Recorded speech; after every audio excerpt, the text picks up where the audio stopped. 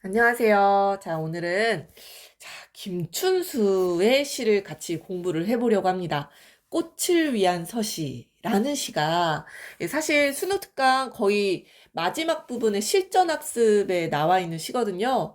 그런데 이 시 조금 어려워요. 조금 어렵고 약간 존재론적인 어떤 좀 철학적인 그런 메시지를 담고 있는 시라서 친구들도 어려워하고 그리고 이 시를 또 해설을 올려달라라고 댓글을 달아준 친구도 있었습니다.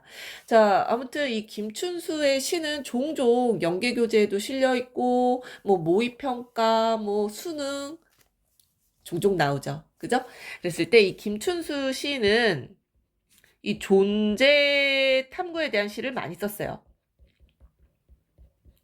물론 후기로 가면 갈수록 뭐 다른 성향의 시들도 지었지만 일단은 가장 대표작이 뭐겠습니까? 이 유명한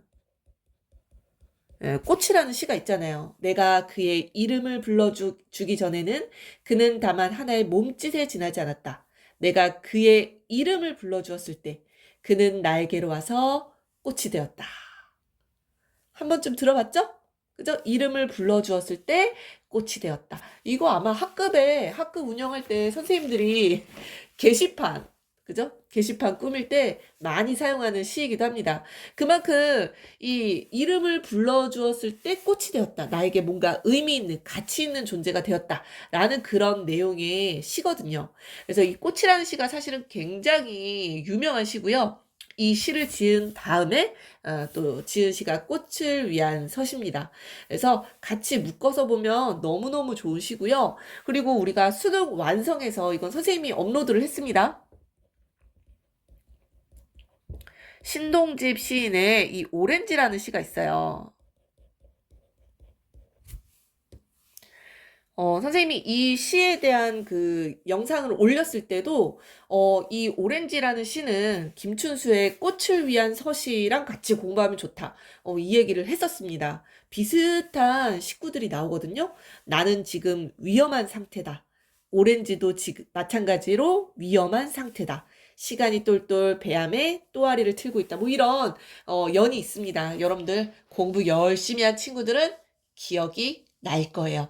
그래서 이 시에서도 이 오렌지가 그냥 이 현상적으로 존재하는 그 오렌지를 이야기하는 게 아니라 바로 존재의 본질, 내가 탐구하고자 하는 대상, 요걸 의미한다 라고 설명을 했던 기억이 납니다. 자, 이 꽃을 위한 서시에서도 이 꽃이 오렌지랑 비슷한 역할을 해요. 이 꽃이나 오렌지나 비슷한 역할을 합니다. 자, 그래서 우리 존재의 본질을 탐구하고자 하는 그런 화자의 노력과 의지를 자, 우리 이 시에서 같이 한번 찾아보도록 할게요. 같이 감상해 보도록 하겠습니다. 자, 나는 시방 위험한 짐승이다. 나의 손이 닿으면 너는 미지의 까마득한 어둠이 된다라고 했어요. 자, 내가 너에게 손을 딱 터치하기만 하면은 까마득한 어둠이 된대요. 그렇기 때문에 내가 지금 위험한 짐승이라고 표현을 한 겁니다. 까마득한 어둠이 된다. 어떻게 표시하지? 너, 그지? 뭐 이렇게 어둠이 된다. 라는 거야. 깜깜해진다. 보이지 않는다. 이런 얘기입니다. 자, 조금만 더 해석을 해보자면요. 나는 지금 인식의 주체예요. 무엇을 탐구하고 싶어요? 너라는 존재. 너라는 존재는 바로 시 제목이랑 연결 짓자라고 하면은 바로 꽃이겠죠. 그치? 꽃을 의미한다라고 보실 수가 있겠고 존재, 내가 탐구하고자 하는 존재, 인식의 객체 이렇게 봐주시면 되겠습니다. 자, 손이 닿는다라는 게 바로 이 대상을 탐구하고자 하는, 인식하고자 하는, 규명하고자 하는 나의 행위라고 보실 수가 있겠죠. 그런데 이게 쉽게 존재의 본질이라는 거는 사실 알기 어려운 거잖아요. 그지? 어떤 대상이 있어. A라는 대상이 있어. 내가 그 대상에 대해서 그 안에 내면까지 다 송두리째 알기라는 쉽지 않은 일이거든요. 그렇기 때문에 미지의 까마득한 어둠이 된다라고 표현을 했습니다. 바로 존재의 본질 탐색이 그만큼 어렵다. 어렵다. 그렇기 때문에 나는 지금 위험한 짐승과도 같은 존재예요.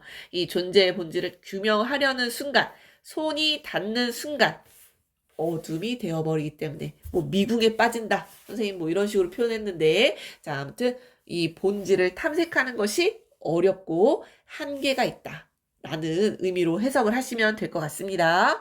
자, 이 시의 특징이요. 표현상의 특징 보시면은 된다, 진다, 운다 이런 식으로 현재형 어미들을 사용하고 있어요. 이런 현재형 어미를 사용해서 어떤 분위기를 조성하고 있느냐 이 시가 약간 좀 긴장감이 있는 시입니다. 그죠? 그래서 이거 뒤에 아마 문제 풀었을 때 선지로 나왔을 거예요. 위험한 짐승이다. 어둠이 된다. 이런 걸 통해서 시적 긴장감을 올려주고 있다. 이렇게 보실 수 있겠습니다. 자, 두 번째 연으로 가볼게요. 존재에 흔들리는 가지 끝에서 너는 이름도 없이 피었다 진다. 자, 지금 존재라는 표현이 나왔죠. 그죠? 지금 존재의 본질을 탐구하고자 하는데요. 이 존재는 막 흔들리고 있어. 흔들리는 가지 끝에서. 바로 불안정한 존재라는 겁니다. 불안정한. 자, 그리고 너는 이름도 없이 피었다가 진대요. 그러니까 이 너는 꽃이라는 걸 알 수가 있겠죠. 피었다 진다. 이런 표현을 했으니까. 자, 그런데 이름도 없이. 이름도 없이. 자, 아까 선생님이 김춘수의 꽃이라는 시 잠깐 이야기했었죠. 내가 너의 이름을 불러주는 순간 너는 나에게 와서 꽃이 되었다. 바로 이 이름을 불러준다라는 건요, 이제 명명이라고 하는데, 이름을 불러주는 행위는 바로 존재를 인식하는, 명확하게 인식하는 행위라고 우리가 해석할 수가 있거든요. 그런데 이름도 없이라고 했으니까 이 존재는 아무도 아직 존재에 대해서 규명하지 못한 상태라고 보실 수가 있겠죠. 그래서 이 명명이라는 게 굉장히 중요한 거예요. 사실 우리나라 같은 경우에는 그 사람을 부르는 여러 호칭들이 있잖아요. 근데 이제 뭐 영어권 나라만 가더라도 이름이 굉장히 중요한 역할을 하거든요. 이름으로 많이 불리죠. 그지? 그래서 이 명명이라는 거는 다시 시로 돌아와서 존재를 인식하는 행위인데 여기에서는 이름도 없이라고 했으니까 존재가 인식되지 않는 상태. 라고 보시면 되겠습니다. 불안정하고 인식되지 않는 그런 상태에서 눈시울에 젖어드는 이 무명의 어둠에 추억의 한 접시 불을 밝히고 나는 한밤내 운다라고 표현을 했어요. 자, 바로 이 존재의 본질을 탐색하고 싶은데 이게 잘 안 돼. 눈시울이 막 젖어들었어요. 이 무명의 어둠. 아까 이 어둠이라는 표현이 나왔었죠. 까마득한 어둠. 바로 본질 탐색이 그만큼 어렵다라는 거고요. 무명. 이름도 없이. 요렇게 연결 지어보세요. 그죠? 요렇게 연결. 자, 그래서 존재의 본질이 생각만큼 드러나지 않아요. 그죠? 자, 추억의 한 접시 불을 밝혔어요. 자, 그래서 내가 할 수 있는 일은 바로 추억의 한 접시에 불을 밝히는 것이었어요. 자, 불을 밝힌다? 박정? 어둠? 깜깜하죠? 이런 걸 통해서 명암 대비도 드러나요.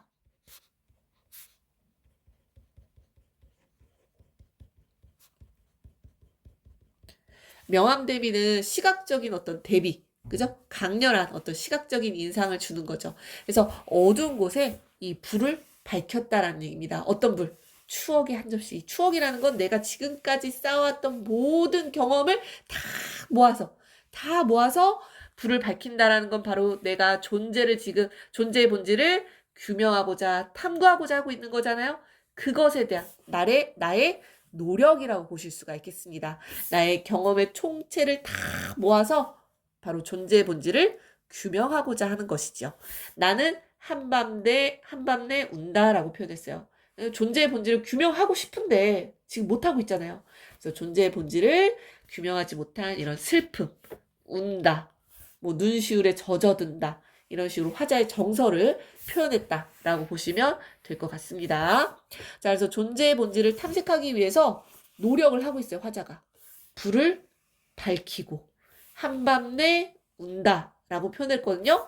자, 그 울음이요. 나의 울음은 차츰 아닌 밤 돌개바람이 되어 탑을 흔들다가 도래까지 스미면 금이 될 것이다 라고 표현했어요. 자, 굉장히 상징적이죠, 그죠? 자, 이 나의 울음은요, 점점 거센, 그지? 돌게 바람이 된다라는 얘기입니다. 바로 이 나의 노력이 점점 치열해지는 것으로 해석해 주시면 될 것 같아요. 그래서 이런 나의 노력이 치열해지면은 탑을 흔들 수 있게 되는 거예요. 이 탑이라는 거는 이 뭐야 아무리 흔들어도 변함이 없을 것 같은 그런 존재잖아요. 그죠? 이 바로 존재의 외형이자 굉장히 견고한 그런 이미지를 갖고 있는데 그 탑을 흔들 정도의 노력이 있으면은 돌에까지 그 노력이 스며 이 돌이라는 건 탑의 돌이에요. 탑에. 이 탑을 만든 그 돌, 구성 요소라고 볼 수가 있겠죠. 이 바로 존재의 본질이 감추어져 있는 그 내부까지, 외형에서 내부까지 나의 노력이 스미게 되면은 바로 금이 될 것이다 라고 표현했어요. 탑의 돌까지. 그게 바로 금이 될 것이다. 이렇게 표현을 했거든요. 이 금이라는 거는 반짝반짝, 그죠? 긍정적인 대상이죠. 바로 존재의 본질을 인식한, 규명한, 파악한 그런 상태를 이야기하는 거예요. 근데 여기서 여러분들 잘 생각해 보세요. 금이 될 것이다 라고 표현했어요. 그러니까 금이 된 거예요, 안 된 거예요? 아직은 못 된 거예요. 이해되시죠? 본질을 규명한 상태가 될 것이다 라는 기대와 소망을 이야기하고 있는 겁니다. 자, 아직까지는 본질을 규명하지는 못했어요. 자, 노력만 하고 있다. 이렇게 봐주셔야 돼요. 그래서 존재의 본질 탐색을 위해서 간절하게 노력하고 염원하고 금이 될 것이다. 언젠가는 내가 존재의 본질을 규명할 것이다. 라는 기대와 소망을 담은 구절이라고 보시면 되겠습니다. 자, 마지막 사연 딱 한 줄이에요. 약간 휴지가 있는 거죠. 휴지라는 거 잠깐 쉬는 거예요. 쉬는 거. 금이 될 것이다. 얼굴을 가리운 나의 신부여. 요렇게 시가 끝났네요. 마지막 구절 도대체 무슨 말일까? 아리송하죠? 그죠? 자, 지금 나는 존재의 본질을 규명하기 위해서 엄청난 노력을 하고 있는 인물이잖아요. 기대도 하고 있고요. 소망도 하고 있고요. 염원도 하고 있고요. 자, 그런데 여전히 얼굴을 가리고 있어요. 얼굴을 가리고 있다는 거는 얘들아 긍정인 것 같아? 부정인 것 같아? 나는 지금 뭔가를 알고 싶은데 만나고 싶은데 가리고 있다라고 했으니까 부정적인 상황을 얘기하는 거겠죠. 자, 그래서 끝끝내 이 존재의 본질은 화자가 규명하지 못했어요. 그만큼 어렵다라는 거죠. 그래서 얼굴을 가리우고 있다라는 것에서 이 존재의 본질 규명을 실패했다. 이 실패로 인한 안타까움을 노래하고 있다. 요렇게도 해석이 가능하고요. 그럼에도 불구하고 뒤에 나의 신부여.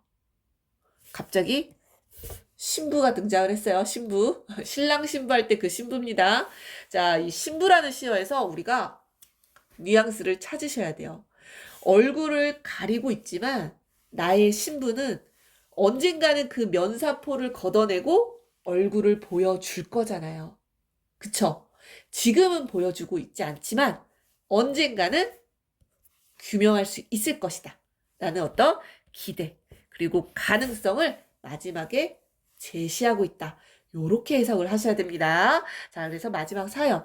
아직은 알지 못하지만, 그죠? 미지. 아직은 알지 못하지만, 이 존재의 본질을 언젠가는 알게 될 것이다. 라는 기대와 설렘과 가능성을 제시하고 있다. 요렇게 해석해 주시면 될 것 같아요. 자, 시가 조금 어렵죠? 자, 그래서 선생님이 여기다 요렇게 한번 내용을 정리를 해봤습니다. 같이 한번 볼게요. 자, 나라는 존재, 그죠? 화자입니다. 이 나라는 존재는요, 존재의 본질을 탐구하고자 해요. 규명하고자 합니다. 쉽게 얘기하면 알고 싶어 해요. 그 존재는 여기서 꽃이라고 표현이 되어 있습니다. 피었다, 진다. 꽃. 이 꽃이라는 게 바로 존재고, 여기에서 너라고 지칭하고 있어요. 시적 대상이겠죠. 그죠? 자, 그런데 이 꽃이라는 존재의 본질을 알기에는 이 나는 위험한 짐승이에요. 그죠? 내가 다가서면 다가설수록 너는 점점 까마득한 어둠이 된다라고 표현했어요. 그만큼 본질 탐색이 어렵다라는 것을 나타내어 주는 거고요. 이 존재는요, 막 흔들리는 가지 끝에 있어요. 불안정해요. 그렇잖아요. 우리 인간이라는 존재, 그지? 우리가 살아가면서 늘 불안하고, 뭔가 그런 게 있죠. 그지? 막 행복할 때도 마냥 행복하지 않잖아요. 그죠? 이런 불안정함을 갖고 있는 존재고요. 이름도 없이 아직 존재로서 인식되지 않은 존재. 그 누구도 명명한 적이 없는 존재라는 겁니다. 자, 그럼에도 불구하고 나는 계속해서 노력을 해요. 그 노력 뭐라고 표현했냐면요. 불을 밝히고 나의 눈물이 돌개바람이 되어 막 움직이지 않을 것 같은 탑을 흔들어 그 탑 안에 있는 돌까지 스며들어. 그러면은 금이 될 것이다 라고 표현했죠. 이 금이라는 거는 존재의 본질을 규명한 상태를 이야기한다 라고 했어요. 그런데 지금 규명했을까 못했을까? 금이 되었다가 아니라 될 것이다 라고 표현했잖아. 그러니까 규명하지는 못했어요. 그걸 마지막 연에서 뭐라고 표현했냐면 얼굴을 가리웠다. 아직까지는 보여주지 않고 있다라는 얘기입니다. 그래서 본질 규명이 그만큼 어렵다라는 거 다시 한번 이야기하고 있고요. 그렇지만 얼굴을 가린 거는 남의 신부가 아니라 나의 신부입니다. 나의 신부. 언젠가는 면사포를 탁 들고 얼굴을 보여줄 거라는 나의 기대와 희망을 이야기하고 있다. 요렇게 봐주시면 될 것 같아요. 어떻게 요렇게 정리하니까 조금 더 머릿속에 들어오나요? 네. 내용 이해에 도움이 되면 정말 좋겠습니다.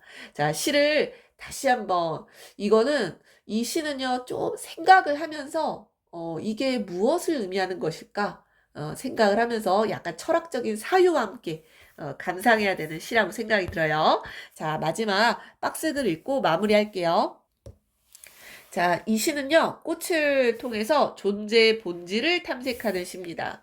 여기서 꽃이라는 건요, 진짜 그냥 꽃이라고 해 놓은 거지, 뭐, 오렌지라고 해도 되고, 공이라고 해도 되고, 뭐, 박스라고 해도 되고, 상관이 없어요. 그죠? 바로 이 꽃이란 화자가 본질을 탐색하고자 하지만 쉽게 그 본질에 가 닿을 수 없는 존재를 의미한다라고 하네요. 그만큼 어렵다라는 거겠죠. 마지막 행에 얼굴을 가리운 나의 신부라는 이미지로 집약되는데 이 화자는 꽃의 내면적 의미의 실상을 파악해 보려고 추억의 한 접시 불을 밝힙니다. 한밤내 치열한 노력을 계속하죠. 그걸 이제 운다라고 표현했어. 운다. 울고 내 울음이 돌개바람이 된다. 뭐 이런 식으로 표현을 했죠. 하지만 나의 손이 닿으면 너는 미지의 까마득한 어둠이 된다에서처럼 이러한 노력은 끝내 실패로 돌아가게 돼요. 어떤 존재의 진정한 의미를 파악하기나 이처럼 매우 어려운 존재의 진정한 의미를 파악하는 것은 매우 어려운 일이다라는 것을 드러내는 겁니다.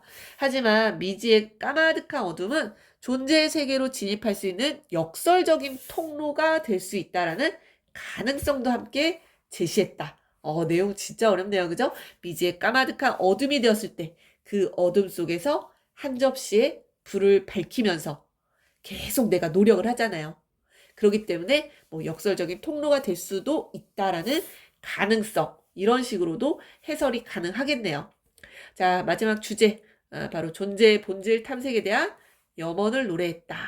그래서 시가 조금 어렵고요. 이런 존재에 대한 노래, 뭐 김춘수의 꽃이라는 시도 있고요. 신동집의 오렌지라는 시도 수능 완성 연계 교재에 실려 있으니까요. 같이 묶어서 보세요. 같이 묶어서 공부하시고 다음 주가 수능이긴 한데, 그죠? 수능에 나올 만한 시입니다. 나올 수 있는 시고요. 여러분들 복습 열심히 하시고 수능 때까지 컨디션 조절 잘 하셔가지고 마지막까지 힘내셨으면 좋겠어요. 자, 오늘 여기까지 할게요.